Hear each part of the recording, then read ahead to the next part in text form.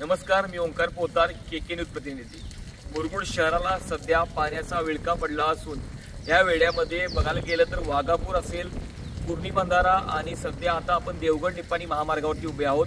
देवगड निप्पाणी महामार्गावरच्या निडोरीच्या जवळच्या भारकीच्या पुलावरती सध्या 4 ते 5 फूट पाणी असून तो पूर्ण पूल पाण्याखाली गेले आहे। तसेच हे पाणी सूर्यवंशी पेट्रोल पंपाच्या पुढे येऊन आता इथे असणाऱ्या गॅरेज असतील किंवा हॉटेल असतील यामधून रस्त्यावरती येण्यास सुरुवात झालेली आहे।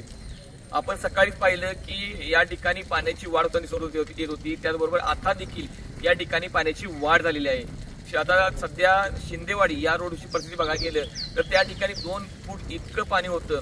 तर कुर्णीमध्ये गेले 7 दिवस हा बंधारा पाण्याखाली आहे। वाघापूर रोडवरून पाणी सध्या मुरगुडच्या नागरी वस्तीकडे प्रस्थान करताना दिसत आहे। गाव भागातल्या घरांमध्ये देखील पाणी येण्याची शक्यता निर्माण झाली असून जर मोठ्या प्रमाणात पाऊस झाला, पाणी पातळी वाढली, पाणी पातळी स्थिर न होता पाणी पातळीमध्ये आपल्याला वाढ सुरू आहे। जर प्रमाण असं वाढलं तर मोठा महापूर येण्याची शक्यता या ठिकाणी निर्माण झालेली आहे।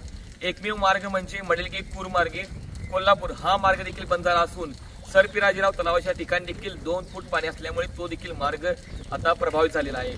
त्यामुळे मुरगुड शहराला आता पाण्याचा पूर्णपणे वेढा पडला असून जर पाडगाव धरणातून विसर्ग वाढवला तर या ठिकाणी मोठा महापूर येऊन मोठी वित्तहानी होण्याची शक्यता आहे। तसेच मुरगुडकरांचं जनजीवन विस्कळीत होण्याची शक्यता आहे।